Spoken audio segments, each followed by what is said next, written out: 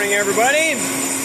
First pass, getting ready to machine up the bronze nut that's got to go on the x-axis in there. I've got this roughed out. I pulled it out of here now so that I can get this nut machined up and the screw to go in the boring mill. So anyway, that's really my main objective for today, is get the boring mill fully functional again, get this all in there. So we'll have at her.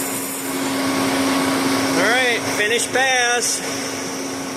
Well, let's get down to the end, and I gotta clean up the shoulder over there a little bit. Then I gotta do some measuring. I think I probably will do. You can see this is only a snug fit here. I wanna make sure that they're reaching as far into that casting as I can, and then I'll relieve the end of this one just so it's not any more of a pain to install or remove than it needs to be.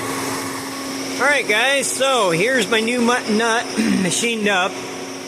So now hopefully you can start to see what I got in mind. So I discovered, by the way, that bore is this diameter all the way through to 3.5 inches deep. So I decided against putting the step on it, and here's the reason why. So my plan to install this is I'm going to make a plate that's got this bolt pattern in it and a recess in it that is a little shallower than this shoulder. And my plan is to slip this in the hole and then bolt that plate on over top of it. Alright, so here's the challenge we've got going on. So this screw that I ordered is long enough to reach to about here. Like I say, it would have been nicer to have just got a complete threaded chunk of screw, because it's obvious to me they've turned the end of it down, and I think I could have just turned the ends and used it. But the cost was going to be inhibitively higher because this was a standard length. I was going to have to special order a length, and then it was going to be over the standard allowable length for UPS, so then there was more freight. So anyway, and then time was the other issue because of the special order. So, like I mentioned the other day, my plan is to cut this off and pilot one side or the other. I haven't decided which, but machine, say a 3/8 diameter pilot on one, drill and ream the other, and then you slide them together, and that gets you aligned. And then I'll set this up on my welding bench, clamp down, and start slowly turning and working my way around this, side to side to try and keep warp to a minimum. And usually I can get them pretty doggone good, but if it does warp, I'll come back and you can heat them up, on one side. Hard to describe, but anyway, heat one side up with a torch and let it cool, and you can get them to tweak around. So anyway, the problem is I got to get this out of here. And what I don't know is how this stupid thing is retained. Somebody has been goobering on it before me. Now, it has what appears to be some kind of a pin going through here. And just based on my previous experience with Lucas, I'd about bet money it's a taper pin. They absolutely love those things. They're all over the place on these. But somebody has been beating on them, pounding like this one. I don't know what that hole is. Somebody drilling it or something. Anyway, they've beat on it, pound on it, ground it down to where you can hardly even tell where the pin is anymore. And then on this side, I don't know what I'm looking at here. If somebody was drilling it or if that's a mark from somebody beating on it with a punch. But you can see the head's all mushroomed out. So the trick is trying to figure out if it is a taper pin, which way it comes out. So I got on here with a flashlight and figured out where the outer edges of this pin are. And you can see a little permanent marker there and there, and measured that. And I've come over here and done some ciphering on this mushroomed out end, and I think it needs to drive out this direction. But because the heads are mushroomed out, I got to deal with that. So I do have the Lucas parts manual for this machine. And I've busted it out, but it's very unhelpful here. Like, there's the screw. Here's the sleeve thing in question. What do they call that? 4407. Saddle adjusting screw extension. So anyways, unfortunately, they don't show anything about what the retainers are in that thing. So I'm on my own. I'm just going to have to deal with it and see what I can figure out. So we're going to go after it and try and get this sucker knocked apart here and see what we can do with it.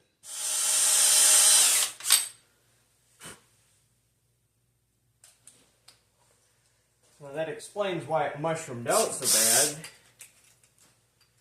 Just super, super soft material, whatever it is.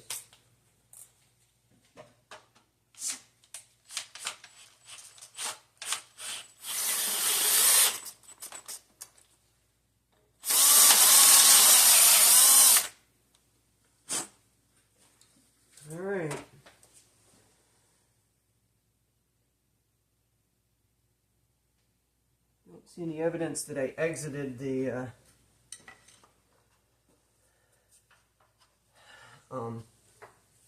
pin, so well, let's see if that accomplished anything.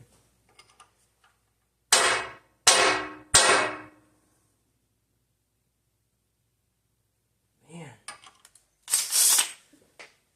boy, I'm closer to lining up than I would have expected. I'm probably at most a quarter of a hole off between them two, which I would put in the miraculous category. The hopes that I can give this material somewhere to go. You know, the ends are mushroomed out, and that's, I'm trying to, right at the very end where it's the worst mushroomed out, give the pin the best chance at shrinking back down.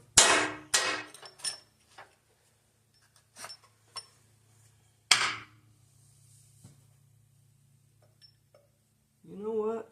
It did move ever so slightly that last time. I'm off just slightly on this side.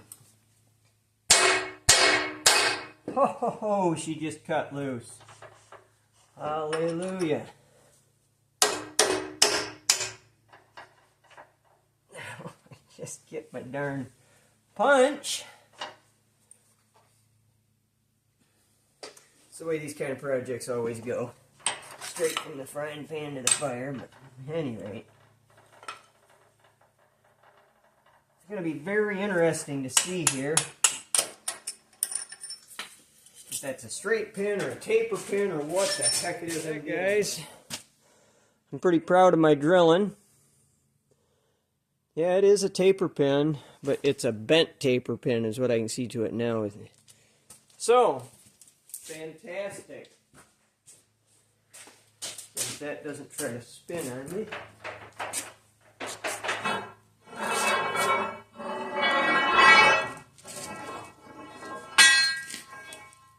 There she is.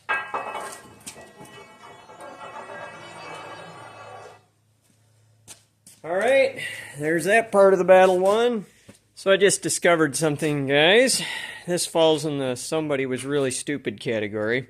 So I was telling you, this thing didn't have any accommodation for lube on it. Now when I took it out, I had noticed that it had this hole in it and thought to myself, that looks like a lube hole, but there's nothing for it to line up with. Well, I just got done scraping the paint off, cleaning this up. See that right there? If I reach back in here, I feel a hole coming through in the roof of that that's just like lined up with that. Some total freaking idiot at some point, I can't imagine why, decided, hey, we don't need lubrication, and plugged the oil passage. Farther than tell, just straight up drove plug in here. I'm assuming, I don't know, I'm kind of guessing maybe that this thing had a oil cup there or something. At this point, I don't even know, but so anyway, I think what I'm going to try to do, I got to study this a little bit. I'm leaning towards trying to drill that, tap it, and yank it out of there. And maybe it even had an oil line, because I did climb under and discover there's a, I had a vague recollection. I climbed under here, and sure enough, there on the manifold, there's a capped off line coming off that pump.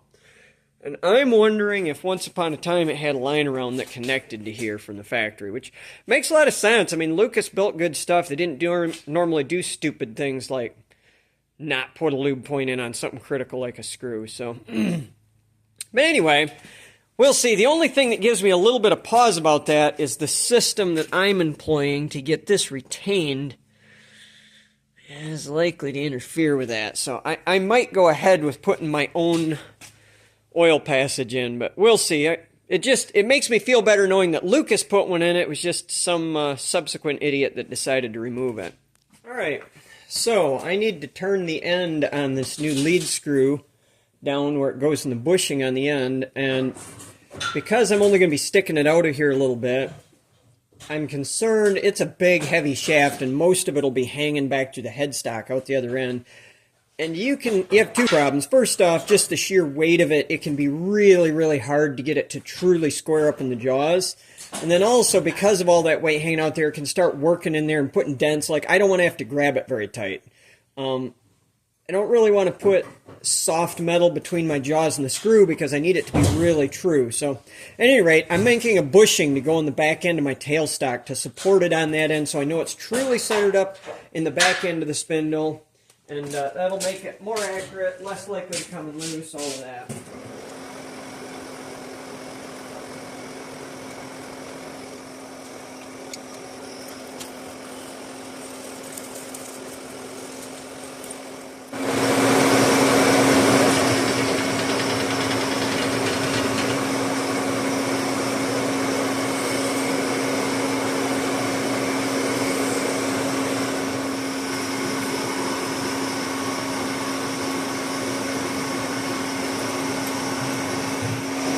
Alright, well, we're ready to try spinning this for the first time. As you can see, I've got about 1.5 feet sticking out the back. There's that sleeve I just made. And then, just from vibration and harmonics, I've had these plugs want to walk out, so I throw a hose clamp on there just to capture that. Anyway, we're going to spin this thing up once and see how she looks.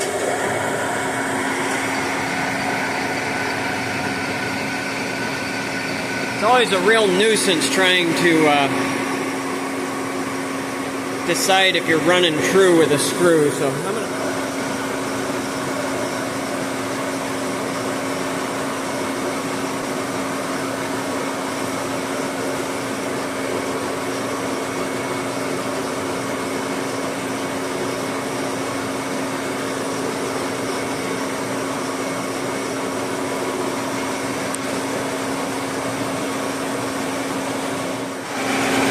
We're getting about down there. This is really hard to describe. I'm having a hard time getting a good finish.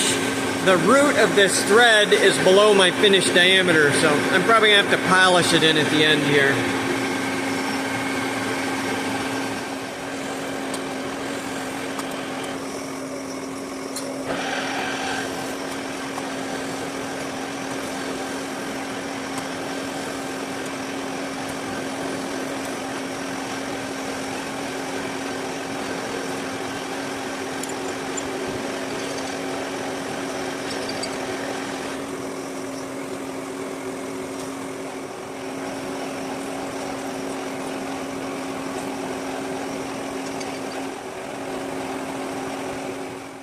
Alright, so I'm getting ready here to weld. I forgot to video machine in the other end, but pretty straightforward.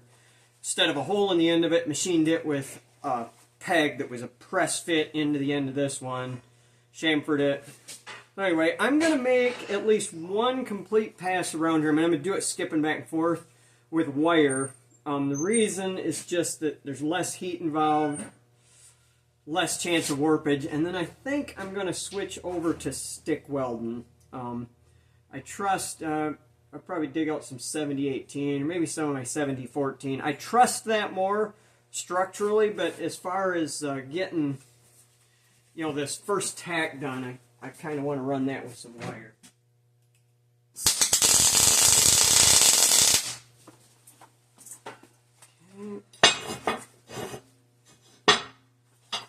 Over.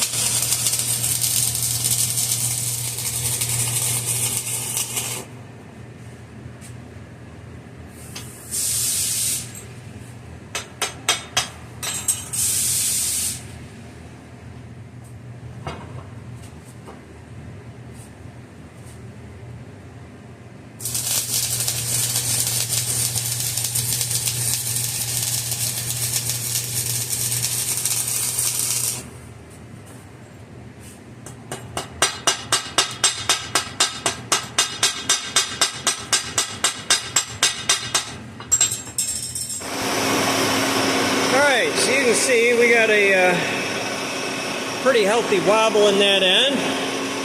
Now there is a center here, but what I want to do, I've got it chucked pretty close, is I want to skim this weld down so that it's as close as I can get to the shaft diameter.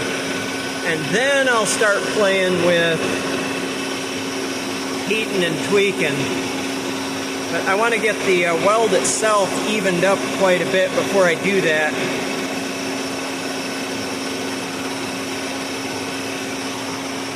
Just the weld being uneven will a lot of times produce some of this, so it's not uncommon for you to start cutting on this and have it all of a sudden take a bunch of this wobble back out of it.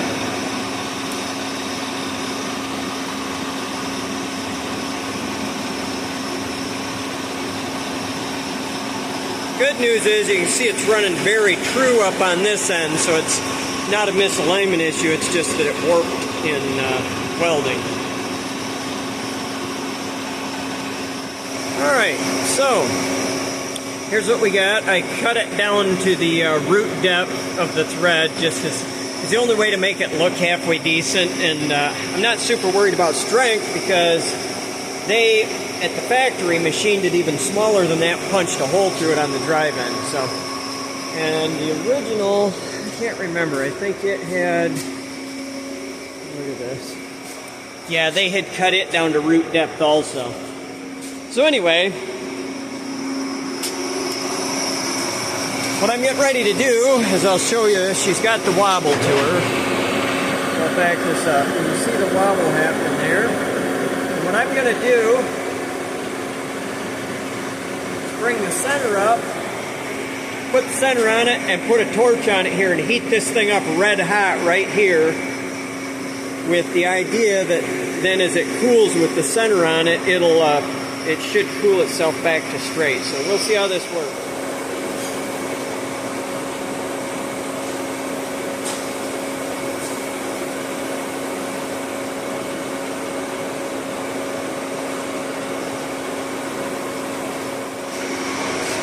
How's it going, Wiggles?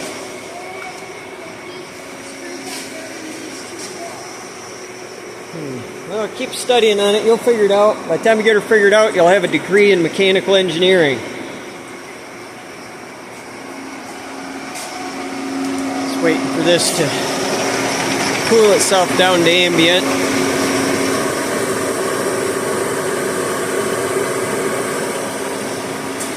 As it cools, I have to keep coming over here and bumping up the center because it's shrinking, but I just want to make sure I'm holding it straight as it cools, encouraging it to not do anything weird. So far, it's looking good. Well, I think this is about as far as we're going to get for today. So obviously, this is not final assembly. I just wanted to fit it all together, make sure that stuff fit. I wasn't putting anything in a bind, anything weird going on. I just tunked the remains of that taper pin in lightly, just so I could play with it. Put the zinc casting on, and then the main thing I've got to do yet, I found this hunk of steel. Unfortunately, it's all rusty as it was out in my shed, and it's steel sweats out there, but it's a piece cold rolled.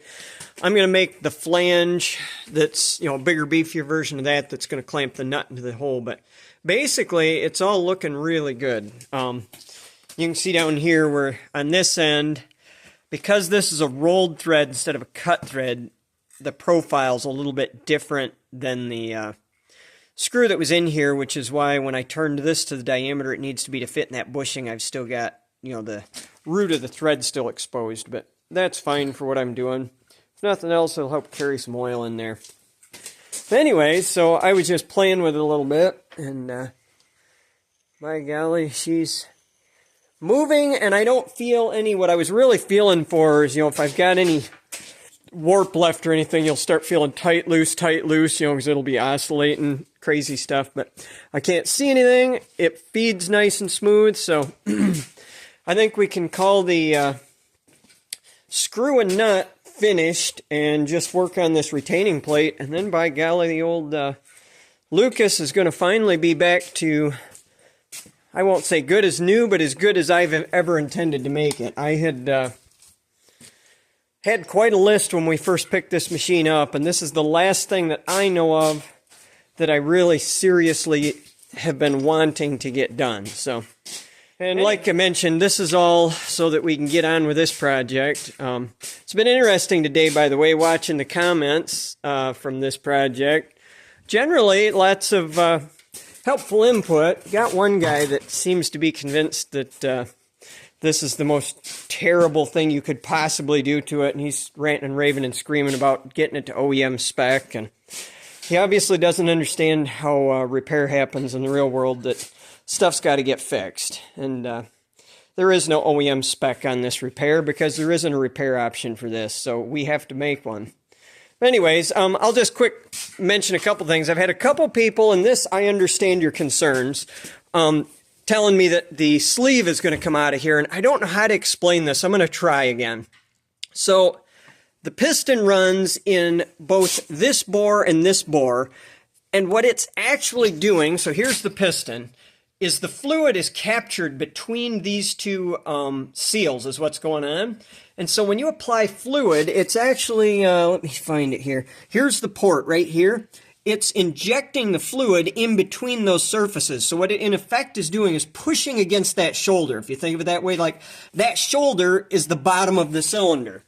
You know, like this, there's no fluid back here. All the fluid is between these lands. So it's shoving on this shoulder on the piston and shoving up against this shoulder in the bore. So the surface that I have to sleeve is this inner one. So all of the fluid pressure that my sleeve is going to be subjected to is going to be right here straight off the end. Now, the only issue I can see is if for some reason I didn't get a nice enough finish and enough press fit, and it weeps fluid behind my, sleeve in there. I could see that possibility. But I see no possible way for that sleeve to escape because all the fluid pressure is going to be in here shoving up against the sleeve that I'm putting in here, trying to ram it in harder. Right now, my intention is to make that thing as far oversized as I can get away with, liquid nitrogen the thing, and I actually want to run at least one good bead of hydraulic, anaerobic sealer. They use it on hydraulics. So it's kind of like a Loctite, but it's an actual anaerobic sealer. And I want to run a bead of that around in there before I slide it in. My theory being that I'll have crush fit and anaerobic sealer in there, and I don't see that thing weeping behind my seal. Like, I haven't done the math yet, but on a ring this size, I'm expecting we're going to be something close to 30 thousandths of press fit.